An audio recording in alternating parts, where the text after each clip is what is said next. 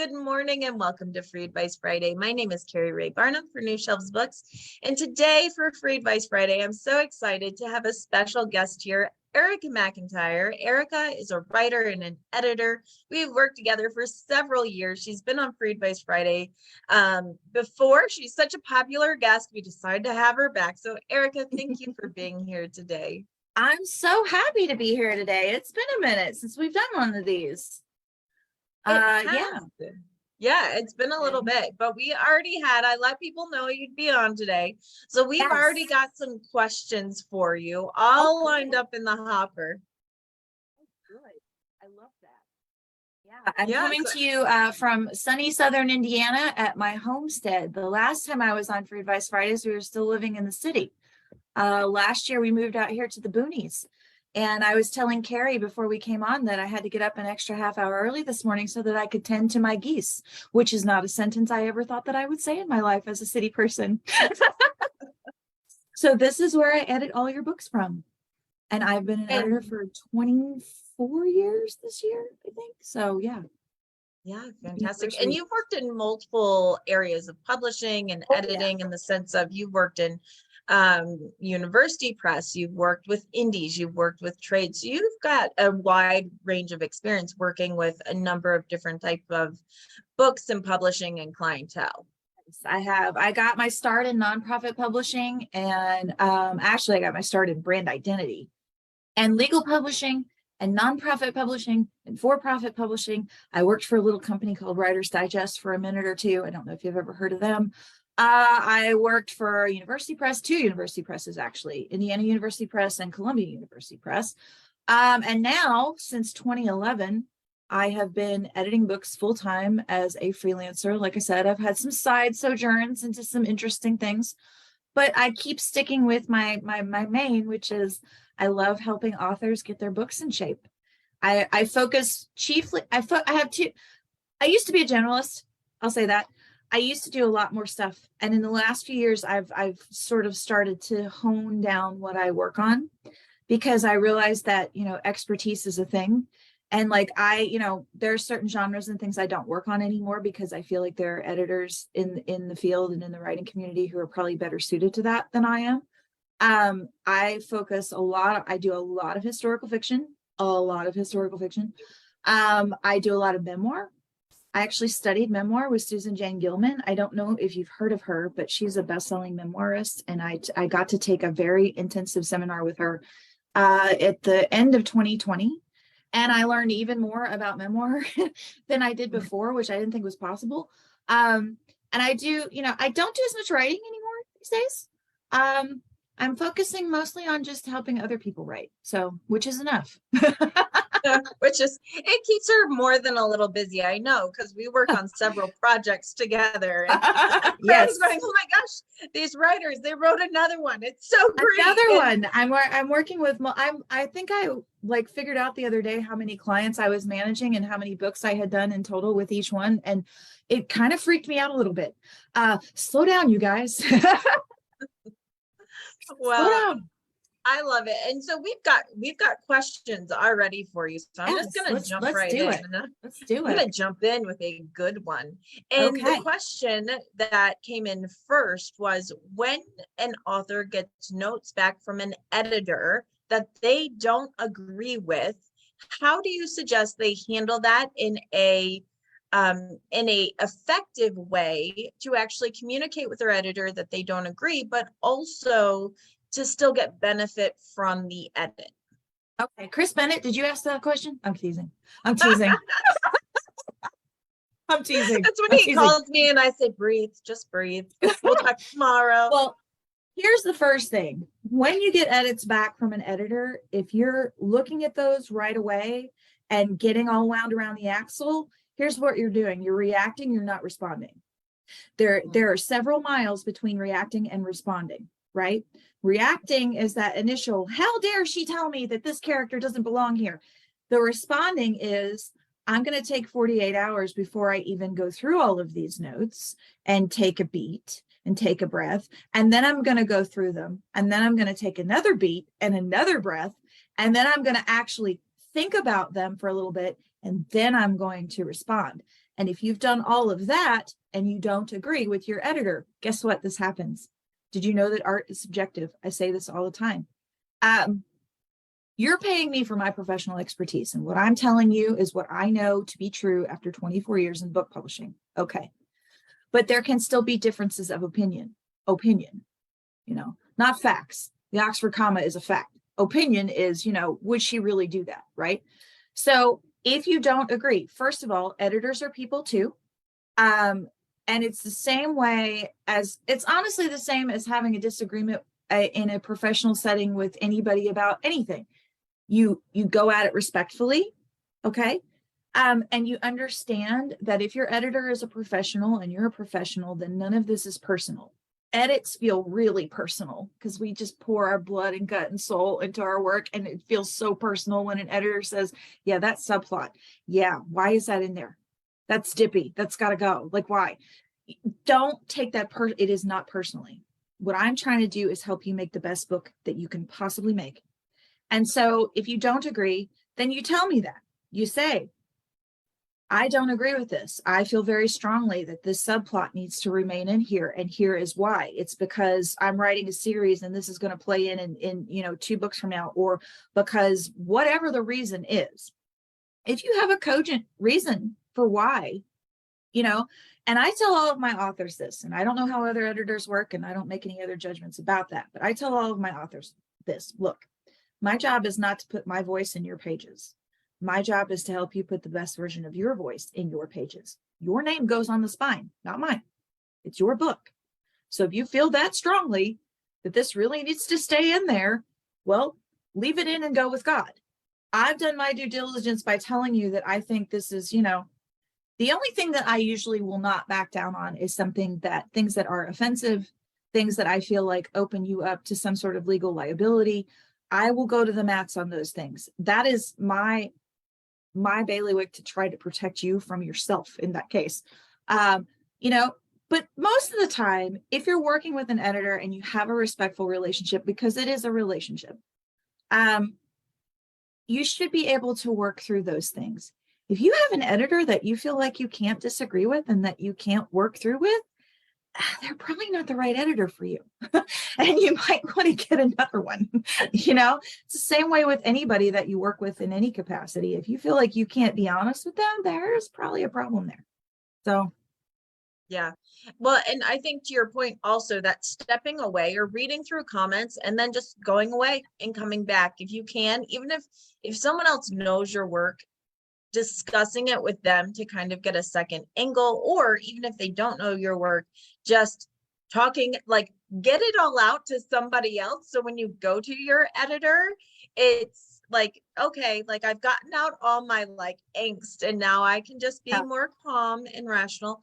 And I think it's important, like you said, is ultimately it's the author's name who goes on the spine. So in traditional publishing, there are some edits that you don't have a choice on. There are some edits that it's traditional publisher, the publisher's putting their name on it. If the editor says it changes, and you don't have choices there. But when you're an indie author, when you're self-publishing, you are the publisher. So you ultimately get to make that call. So I have had clients, we've had clients together, Ericka, who have said, no, like I really stand on this and this needs to be in here. I understand your point, but I am passionate about this and it's staying in. Ultimately, that's their decision, right? Like, and that doesn't mean you could never work together again or you hate the book or anything like that. It just means ultimately the publisher is responsible for making those final decisions and what can and cannot be in the book. And your job is simply to bring them to light, to make people think about, like you said, on notes of opinion, I feel like this. And if I feel like this, chances are other readers and people may as well, or this is something to consider. So part of your job, yes, is to make those Oxford comma corrections, but part of it is to start that thinking process of, this is something you should think on. It's not to tell you what to think, but to make you think. Yeah. I mean, that's the thing. And I usually couch my comments in, if you've ever worked with me, you've gotten comment bubbles from me. I feel like XYZ in this passage with this character, with this whatever. And if I feel that way, chances are your readers are going to feel that way too. If I feel cheated by a dangling plot thread, if I feel like this is offensive to whatever group of people, women is usually the one I flag because I am one. But if I feel that way, and I read for a living, and I also read a lot of pages a week for fun, if I feel this way, then I promise you, your readers are going to feel that way too. And, it'll show up in your Amazon and Goodreads reviews later. I promise. I'm not making this up. And editors get a rep for being, persnickety and contrarian. And we're not, though. I say this all the time. I said it 5 minutes ago. Editors are people too. We're here to help you. We're not here to pick you apart. We're not here to criticize. We're not critics. We're mechanics. There's a difference.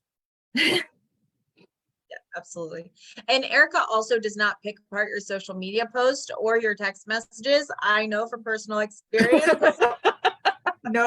No, I do not proofread your texts or your emails or your social media. I don't. Like, my brain has one track, I don't do that. I can't do that. And if you ever get a text from me that doesn't have a typo in it, help, I've been kidnapped. I'm the worst texter. I'm the most ham-fisted texter on earth. It's true. It's absolutely true. And I love it. So another question we had was about some editors or some authors are working with editors chapter by chapter, and some require a full manuscript. Which one do you prefer and why? I think it really depends on the project. I've done both over my career. I had a guy who would send me, a batch of 3 to 6 chapters at a time, whatever, on a longer project. It depends. It really depends on the needs of the project. Now, my personal preference, I like to get an entire book all at once, because a lot of times, because when I read it, when I go through your book, I'm not just going through it once, I'm going through it multiple times from multiple angles. And if I have the entire book, then that allows me to get that whole big picture. Like, okay, so you've introduced this problem in Act 1. Is it solved by Act 3? I don't know. I need to look. Like, what I feel like it's better for me to get the entire manuscript so that I can go through it more than once before I give you your edits back. And I know that I've seen everything that's here and there are no surprises. But again, for big nonfiction projects that require a lot of research and stuff, it is fairly typical to kind of go chapter by chapter. But in fiction particularly, and I even think memoir too, I think it's best to look at the whole manuscript, because that way you get the bird's eye view, and then you can also drill down at the same time. Yeah. That's my answer to that. Yeah, and I think that's pretty common. And I've even heard a lot of editors say, look, if I'm working chapter by chapter, you need another editor, someone who's going to read through the full manuscript. Because for continuity, did this person have brown eyes in chapter 1 and blue eyes in chapter 13? Did it? We've had a whole name change in a book that we didn't notice, like an entire name changed. And it was just a spelling of a name, or I'm like, wait a minute, in book 1 she was called this, and now here in book 3, even for series, it's like, but even in the same manuscript, if you made a change up here in chapter 1, does it carry through? I think for fiction particularly, you really have to see the whole thing at once, because otherwise you do get those continuity errors that get in there. And it's not because anybody's bad at their job. It's just because we're all human beings and this happens. I mean, ideally, particularly when you're self-publishing, you have somebody who edits this on the front end, and you have somebody who proofreads it on the very back end right before it goes out to the world, because I can't catch everything in your manuscript. Keri can't catch everything in your manuscript. We're too close to it. We see it too often. You can't catch everything in your manuscript. It's important to have more than one set of eyes on it. Yeah, and I will also point out, your editor should not be the first person to read your manuscript. That's not that. We've had this, right? We've had this together where Ericka was the first person to read a manuscript, and it was not where it needed to be. And so Ericka's skill as an editor were not fully used on Right. that edit because they were just going through like really basic things like, hey, this whole plot changed. Did you notice? And that kind of thing. So you should have someone, a beta reader, someone reading your manuscript before it goes to editing. Editing is kind of a fine tuning, not your idea brainstorm session. No, I am not a beta reader. And I've had people ask me to do beta reading for them. And I'm like, I'm sorry, I can't. Because a beta reader is not a professional editor, and a professional editor is not a beta reader. They are not the same thing. Here's the Venn diagram. Here's the circles. They're over here. Now, we both read your book, right?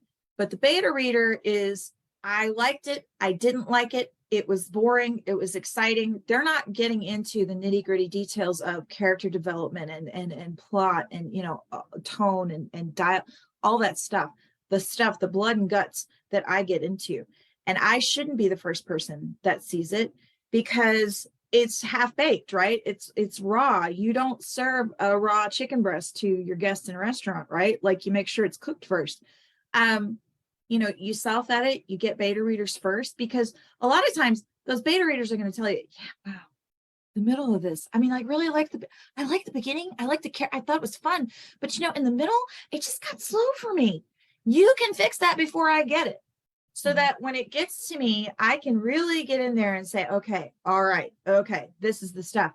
Because if I'm the first person that sees it, it's basically a rough draft at that point. And boy, oh boy, you're going to have a Midwestern freak out when you get all my red ink back on that, So it's not, you can't edit your book yourself, but I'm sure you've talked on this fine program before, the difference between editing your book yourself and self-editing before you send to an editor. I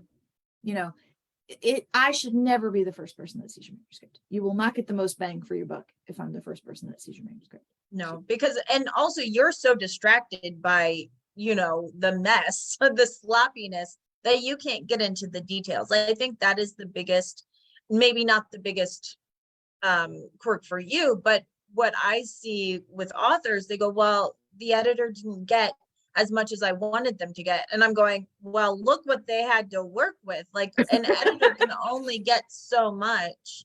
Yeah. And that is why it's so important to have someone else read first. You should have beta readers. You should put your manuscript away and come back and self-edit and read through it before it ever goes to a paid editor. Unless if you've just got money floating around and you're just like, yeah, I'll just get like 10 editors. I'll go here and then absolutely, absolutely perfectly fine. But otherwise, for the rest of us, probably not your best value. That thing about letting it sit before you give it to somebody, I'll tell you, I do this with edits, and I do it with pieces that I write when I do write. That subconscious rumination time, what I do, like I'll do this when I edit a book. I will do my full edit on a manuscript, right? And then I will let it sit. I will walk away from it. 24, 48, 72 hours, how much time I have to walk away from it and not look at it, because back here in the back of my head, things are churning, and I will literally wake up at 3 a.m. Aha, that's how we work the Gettysburg Address in. Bingo. Couldn't think of it while I was in the pages, right? But 2 days later, after it's had time to simmer and marinate, you as the writer need to be doing the same thing. Give things. Sometimes the best thing for a project is space, is stepping away from it, not being on top of it. It applies to so much in life, but it particularly applies to writing. When I feel like you're hurrying and you're just churning through things and you're shoving it off to me, you're not giving yourself time to actually elevate your drafts before you send them to your editors. Like take the time. It is worth it. I promise you, it is worth it. It is worth it. It's worth the day or the 2 days or the 2 weeks or whatever it is. And the best writers who I've worked with, I'll say that is what they do. They finish that draft and then it sits for X amount of time. And then they go back. Things that aren't obvious to you in the heat of the moment when you're drafting become obvious to you later. Like, oh gosh, my character was too stupid to live on that page. Like, what am I doing? The obvious stuff comes to you later. It just makes a better book. Yeah, it Really does. absolutely does. Makes for better work. Lawrence has a really great question talking about when we're dealing in fiction and we have evil characters who say and do heinous things. How do authors, or how do you recommend that authors work in that, building that character of these, whether it be sexist, racist, whatever it may be, these terrible characters, how did they work these characters in and show their true colors while not making it the voice of the author? How did they separate themselves from terrible characters and do it in such a way that the reader understands this person is terrible without supporting things like racism or anything like that in their work? Well, I hate to pick on Chris Bennett again, our mutual client, Chris Bennett. Uh, but he does a really good job of this. And I think the way that you distinguish a character from you is by fully developing that character. If you have done the work to really develop that character, develop that character's voice, develop that character's mannerisms, it becomes clear to the reader that this is that character and this is not you. When you have other characters in the book who are good and decent people, I hope, at least a couple that we can root for, then you've done the work. It becomes problematic in books, and I've seen this, it becomes problematic in books where your characters are not fully developed, where they all sound the same.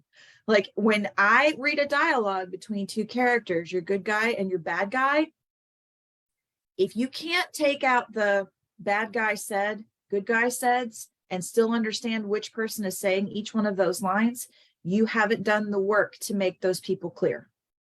This is kind of a trick that I use. Like if you take off all the notes about who said what, can a person logically figure out who is saying what?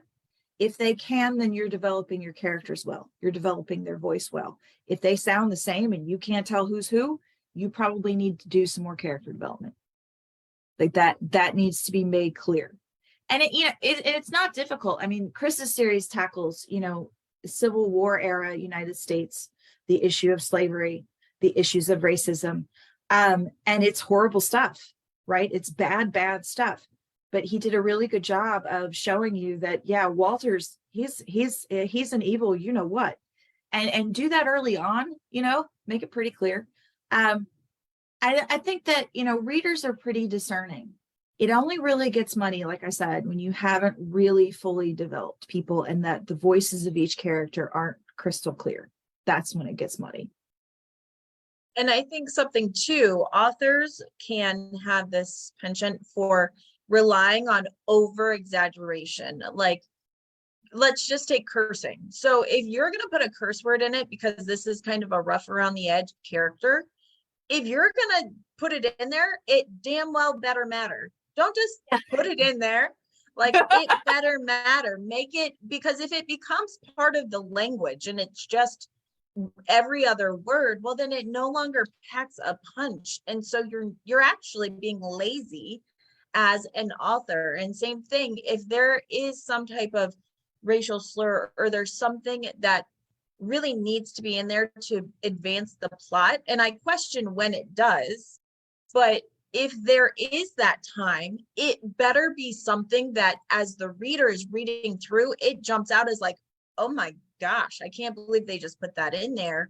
But then there's a reason. It better follow through with a reason. Don't be lazy and just throw it in there because you think that's what the character would say. Let their actions speak as much as their dialogue.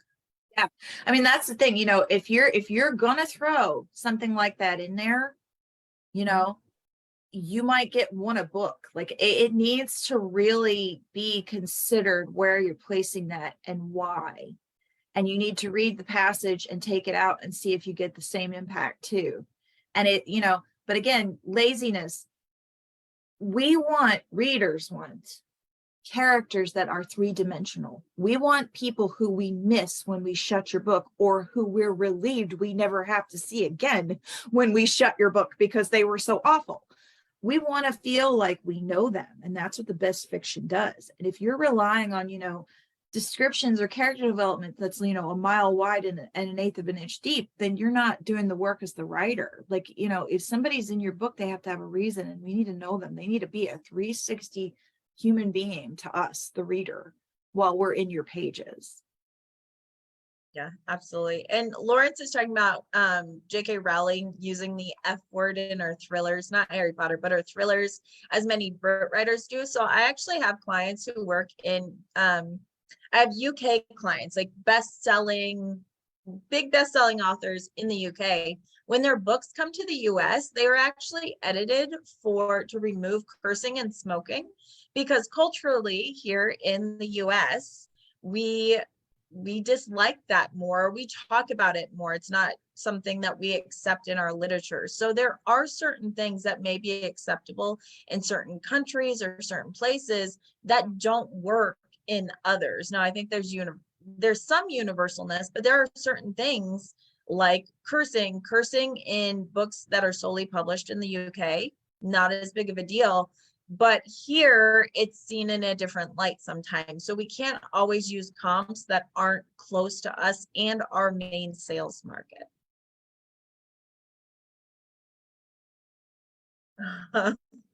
Look, she's laughing at me in the comments here. I know you guys can't see it, but that author is laughing.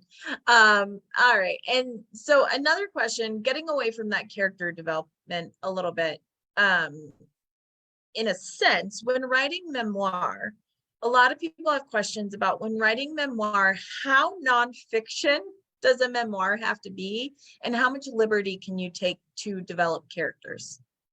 Yeah, that's the tricky part about memoir. I get this question so often. Every time I do a webcast and people find out that I edit a memoir, I get this question. The answer is in the title of the genre, memoir. It is your memory of things that happened. Now, how faulty is memory? It's pretty faulty, right? If I were to ask my mom and my stepdad what happened at the Scott Kellicott Company picnic in 1986, they would have two different versions of those events than I would. We view the entire world through our own lens, right? We don't remember things the same way. We can get pretty close. Right? But I don't, this is the difference. Is your memoir is not your autobiography. Okay. That's the other thing that's important. It's not your autobiography. I was born, I went to elementary school, I broke a tooth, whatever. It's your memory of a slice of your life. The summer that, you helped your mom through Alzheimer's or whatever it is. And so you always want to tell the truth. You can't make stuff up, because if you're making stuff up, it's fiction. You can't make stuff up. But you do have creative license to, the morning that my mother told me that she had been diagnosed with Alzheimer's. Okay. We were in the kitchen. Okay. This is what she said, right? It's kind of a given in memoir that it's to the best of your recollection. You're painting a picture. You can still create dialogue. You can still draw scenes. You can paint scenes for people. And in fact, you should. Otherwise, it becomes a very dry account of your life. It's creative nonfiction, right? But the nonfiction part is there. I can't, say that my mom got kidnapped by aliens. That's fiction, but I can, what I mean? But I can say that it felt like an alien had taken over her body after she was diagnosed with Alzheimer's, right? You have leeway. And that's why a lot of times you'll pick up a memoir and it'll say, certain details have been obfuscated to protect people. People will change names in memoir to protect people's identity. I'm working on my own memoir right now. And one of the fun things I got to do was change a bunch of people's names, make it close to what their real name was, but not close enough that they could sue me. So, there's a lot of that. And there's legal considerations too in nonfiction. You never want to defame anyone. You never want to invade a private person's privacy. There's things that you need to do. And I actually, I have a whole packet of stuff that I give my memoir people. These are all the considerations. If you're going to publish a memoir, like there are legal considerations, there's all that kind of stuff.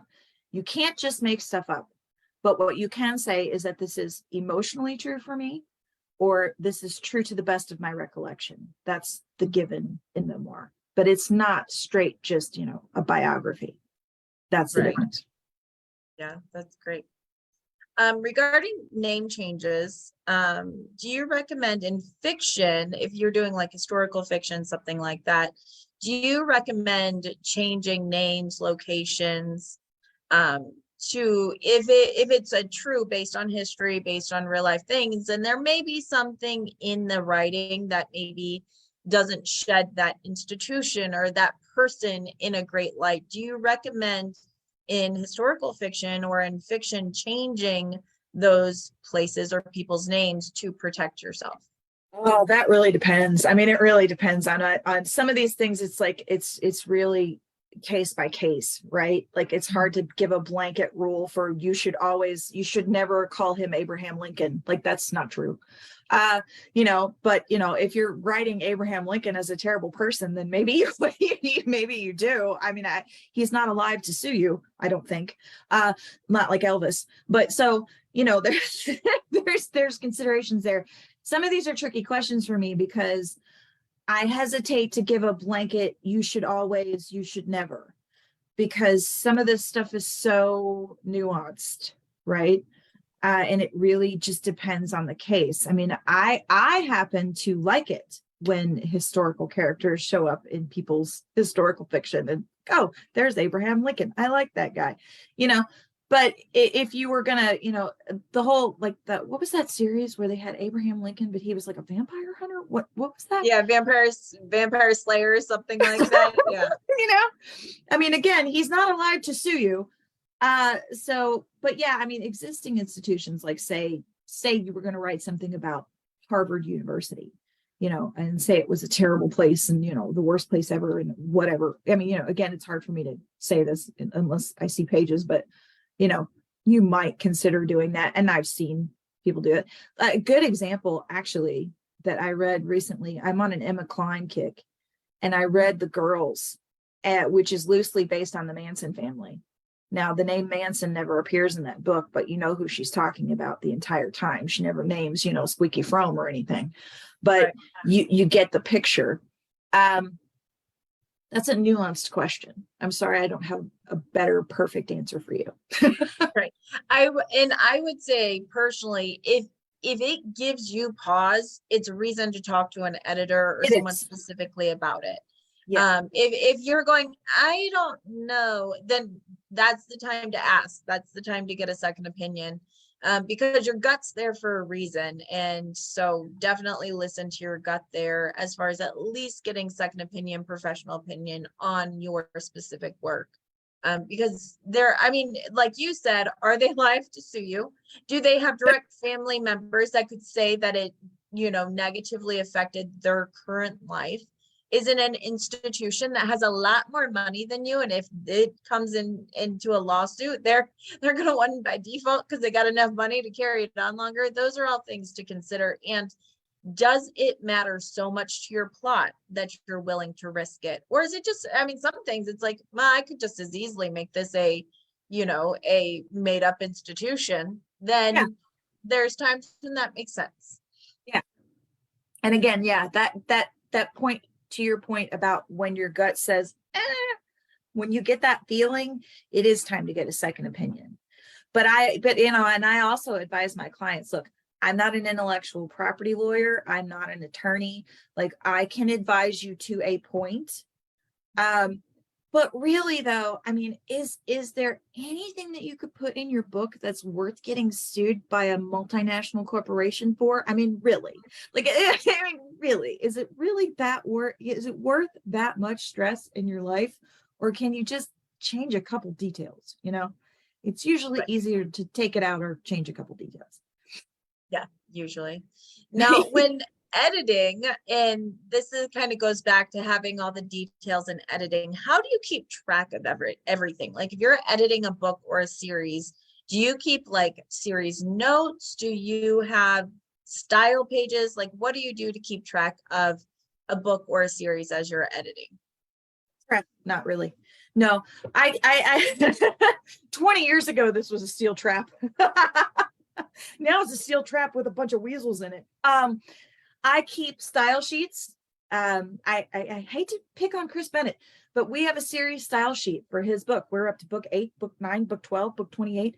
You know, this is how we treat this term. This is how this person's name is spelled. I keep copious notes just for my own benefit. They're not even notes that I share with an author. I just keep notes for my own benefit. And when I'm working on a series, if I'm working on book 2, I usually have book 1 open at the same time. Okay, we spelled it THOM. Is it spelled that way in book 1? Is it, and it's just, it is better to, I work on a lot of series with authors and I work with them either from the beginning, or if they pick me up at book 2, I go back and read books 1 and 2, or whatever books in the series that I haven't worked on, I do a continuity read.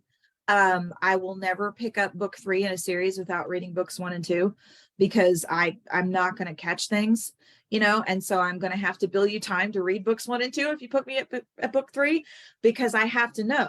And that's why it's good to have an ongoing working relationship with an editor who does work with you throughout your entire series, or if they catch up, you let them catch up and you understand that they need to catch up, and give them that time and benefit, because you do have to see everything. And again, you do have to keep notes, character names, time period. If I pick up book 6 and we say it started in 1892, the first thing I'm doing is going back to 1890 to book 5 and saying, what year did that book end on? It's just that detail orientation that all editors should have. You hope they have. You hope they have. And I also like to, I love it when my authors will send me a print copy of the book once it's done. This is a professional courtesy, and if you haven't done this, you should be doing it. It's one of those industry things that, we just assume people know, but they don't.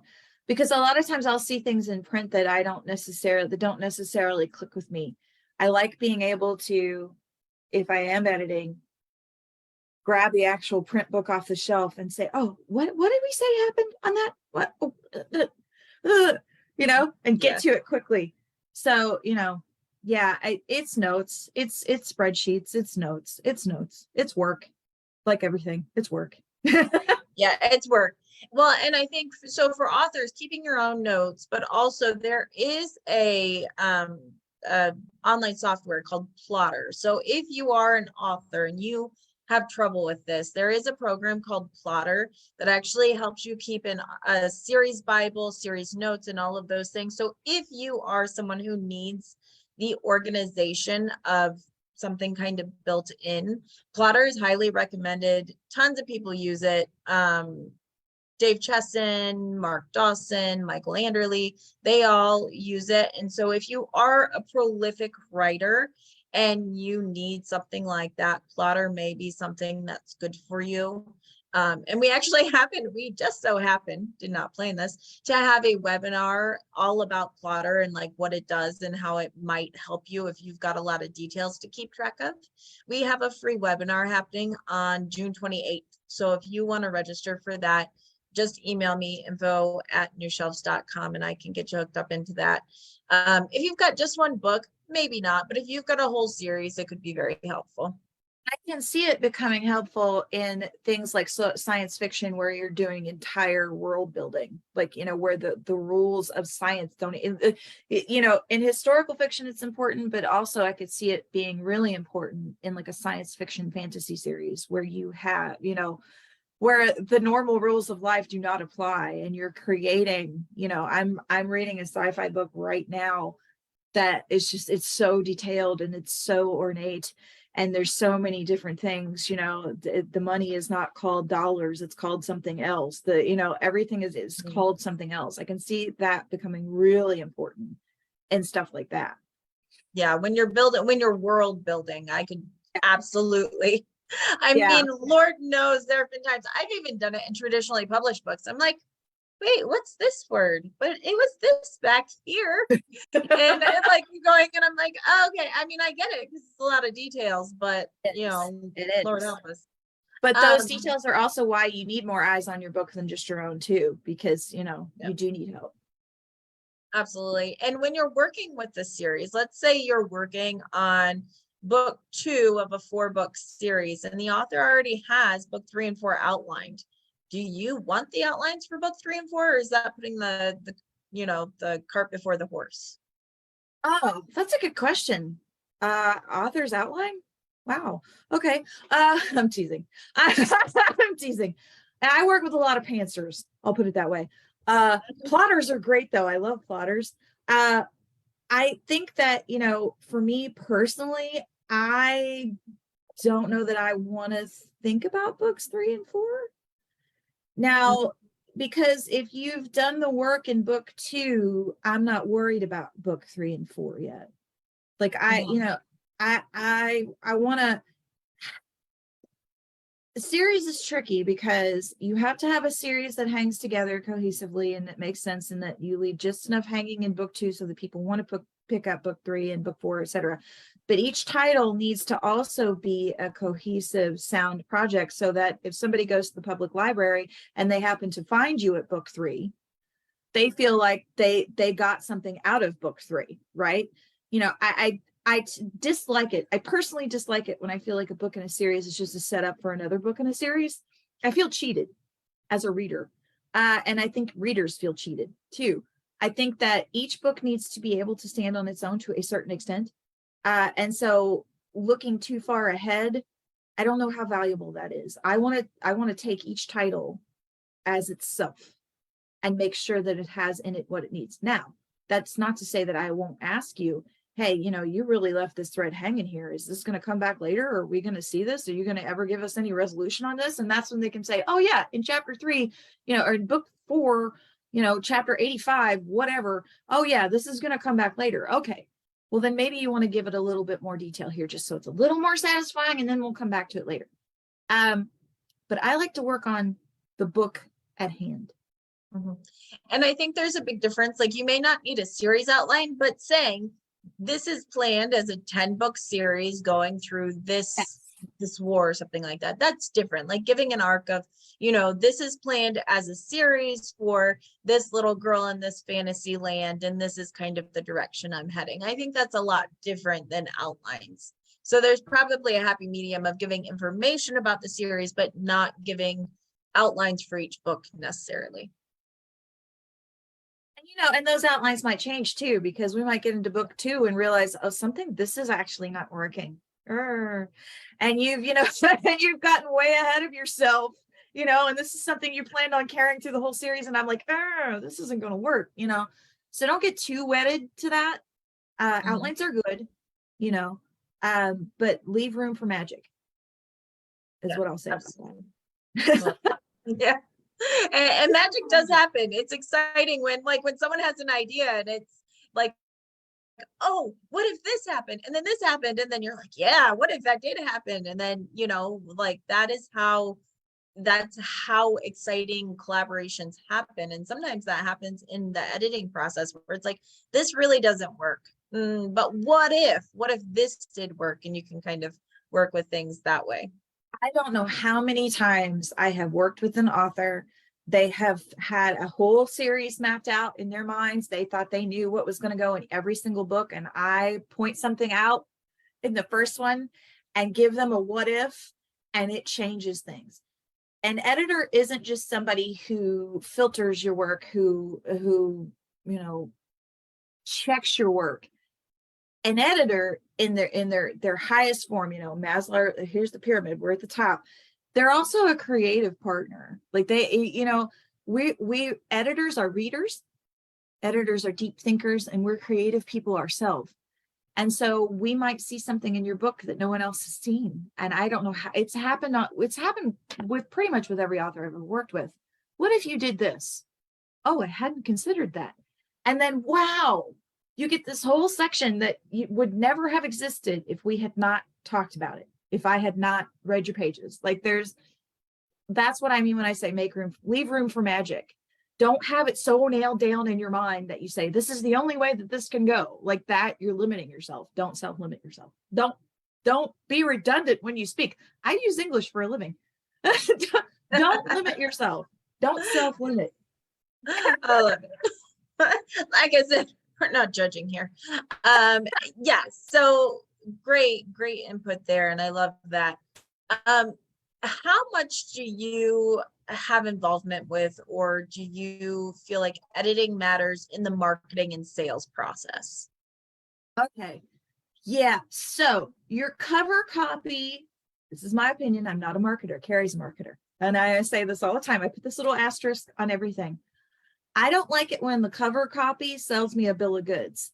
If you put it in your cover copy, I expect to find it in your pages. Don't deceive me. Don't trick me. Don't bait and switch me. I also find it irritating when I pick up a book and there is sloppiness in the marketing copy. Make sure that stuff is proofread, make sure that stuff is clean, because it makes you look unprofessional otherwise.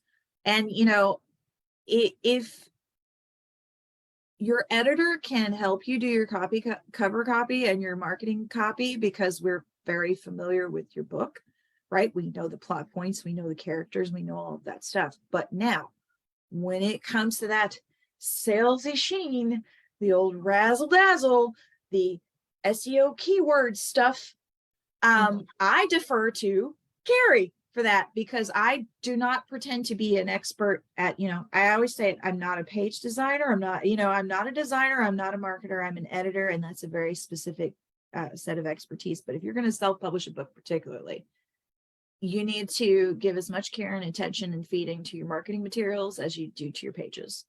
They're just kind of two different animals. So yeah. I hope that answers. And I typically, when working on marketing copy with authors, I typically will help them write the marketing copy, and then we send it to the editor, or I at least recommend that we do. I mean, Ericka and I were doing that the other day, where I was like, okay, here's the idea. Now make it nice, please. And she did. And so we ended up with not only a dynamic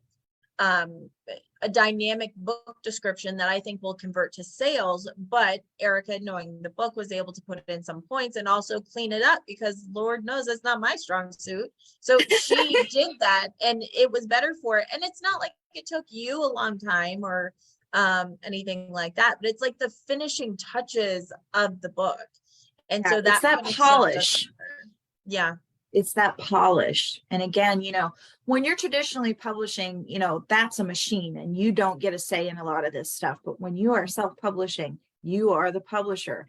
And so you are overseeing a team of folks, not just you and one other person.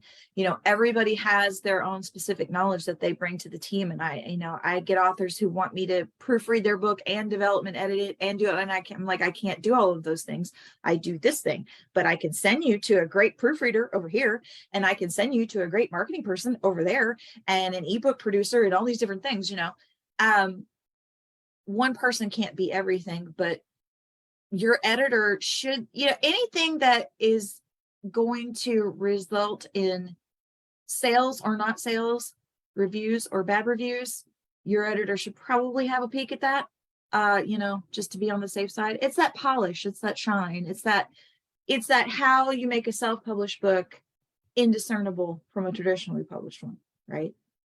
It's that last touch. And that's always our goal, is that it doesn't matter if you traditionally or self-publish. It's the professionalism with which you do it, and making sure that when the two books are side by side, you can't tell the difference, because they're both well done. And I think that's the key. And that's why editing is worth investing in. It's why you work with someone who knows covers, and you're not just trying to do it on your own in Canva.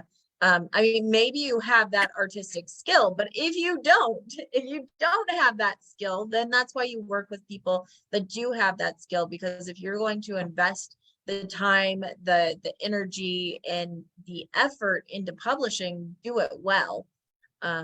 Put something good out. Make sure it's something that you'll be proud of 10 years from now. That's the thing. It is it is, yes, it costs money. Yes, it takes time, and we've talked, I'm sure you've said this every single week on this fine program, every time you've hosted it, Keri, for the self-published author, particularly, you have to determine, what do I have time to learn how to do? What do I have budget to pay someone to do?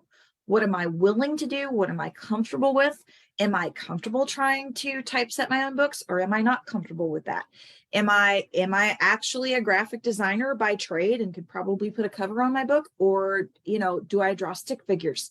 So you be exactly, do an honest self-assessment of what your skills are, what your comfort zone is, what your budget is, all of that kind of stuff. This isn't something that you can pants your plot, but you can't pants your publishing plan.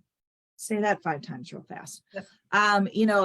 There's details here, and if you really want to do it right, it is a professional endeavor, and that means hiring professionals who are graphic designers, who are proofreaders, all those things. But it ends up being worth it in the end. I promise it's worth it, because you get a book in your hands that's beautifully designed. You start getting good reviews on Amazon, and wow, that's what you want. That's what you're going for. If you're going to spend the time to write a book and publish it, do it right. It's worth it. It's 100% worth it. Always. A quick last question here, because we're coming to the end, but we have questions about how editors typically charge. Is it by the word, by the hour, or by the project? Depends on the editor. Again, it's very specific. I had one pricing system when I started out, and I have a different one now. I always share with people the EFA rate chart. Now, it's not a Bible. It's not set in stone. It's not the tablets, but it's a guideline so that you can get a sense of, this is how much it might cost me to do each of these stages. I'm a member of the Editorial Freelancers Association, have been for many, many years, professional organization. They have a fantastic rate chart. They break it down by the page, by the word, by the hour, whatever. I tend to charge project fees now, because that's what works for my business model.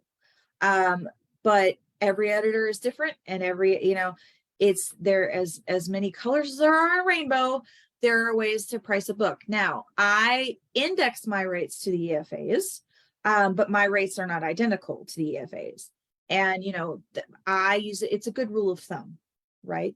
Again, for me at this point in my career, the way that I work, the kind of things I work on, the things that I do, I tend to charge per project. Now, I have proofreading clients, though, that I charge by the page, right? And the word count of your book matters. If you tell me that you have a 50,000 word book versus a 150,000 word book, well, of course, 150,000 words is going to cost you more than 50,000, right? That's a lot more pages to get through. But it's not, the word count isn't the most important thing for my process at this point. Now, you can ask an editor for a quote, and they should give you one, and they should do it cheerfully. If they don't, you might not want to work with them. I give free quotes. I ask for a sample of 5 to 10 pages. I ask you to tell me about yourself and your book. And I look at that sample to determine if I am the actual best editor for you, because I may not be. But I want you to find the best editor for you, right? So if I don't think it's a project that I can take on, I have resources that I share with people, and I say, I don't think I'm the right person for this, but go here, here, and here. If I am the right person for it, I will tell you. I'll make very clear to you what my process is, what my schedule is, what my rates are, what it'll cost you. I don't surprise bill anybody. I'm not an anesthesiologist. No offense, Shira. Like you get what you pay for, and it's all up front, because I know that everybody's on a budget, And again, the quote process, again, it should be friendly and cheerful, because, we're considering going into business together here. But yeah, I don't know. I don't have that EFA link to drop in the chat at the moment. I already did. Oh, perfect. Look, I already did. It's just efa.org, and I already dropped it in the chat. Yeah, and perfect. I love that. And I have to say, so we have several mutual clients or people we've worked with on their books on the call today. And I have to say that Chris Bennett has raved about you. Dan Flanagan, who doesn't usually join in the chat, said, I have worked with Ericka on 2 books now and hopefully a 3rd pretty soon, and highly recommend her. She is astute and insistent, but not dogmatic and not unreasonably priced. Shira has raved about you. Julia has raved about you. So obviously people want to get in touch with you.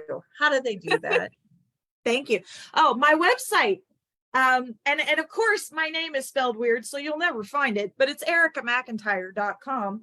I think Keri already put that in the chat. And thank you to Keri, and thank you to everyone here today. And thank you to everyone who praised my services, because again, it's like I said, editors are people too. We toil in anonymity. You know, Chris dedicated a book to me. I had worked in book publishing for 24 years and had never had a book dedicated to me. That was a big moment for me. That was that was a shining moment. We do a lot of work, and we do kind of save lives. So, but I appreciate it. I really do. Overall, I love what I do. And if I can help a person make a better book, I'm here for that. It's my whole raison d'etre. If you have further questions that you didn't get answered today, hit me up. I love helping writers. You're not bothering me by emailing me. I promise. Like, hit me up, ask me. If I know, I'll tell you. And if I don't, I'll help you find the answer. This is what I do. So I love it. So everyone, ErickaMcIntyre.com is where you can find Ericka. If her name poses a problem and you can't find her, just email us over at New Shelves. I'll get you guys in touch. It's info@newshelves.com. Ericka, thank you for being here. It's always so fun to have you on. You guys, this is the fastest hour ever. I wish we could do more. I love it. I know this happens every time. So much fun. We'll get this replay up on YouTube shortly so that everyone can reference back to it if you'd like to. And we'll be back next Friday for Free Advice Friday at 10 a.m. Eastern. We'll see you then. Bye, everybody.